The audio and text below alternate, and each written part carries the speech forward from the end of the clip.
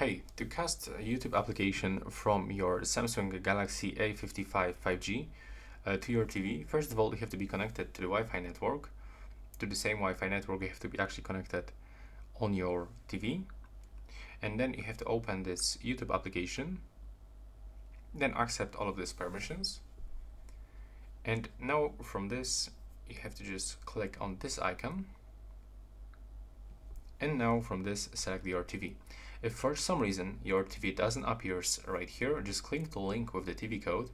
And now we have to actually go into our TV, open the YouTube application, and we have to go to the left bottom side and open the settings. Then we have to scroll down and link with the TV and select this option, link with TV code. And I just did it, and I'm gonna actually show you my code and how it actually works. No, it was actually 521 and 760. And now I can tap on the link. And as you can see, now I'm connected with my TV. And from this, I can try to actually cast this one.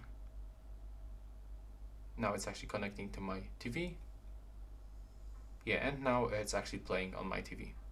So that's how it looks. Right now, please subscribe to my channel.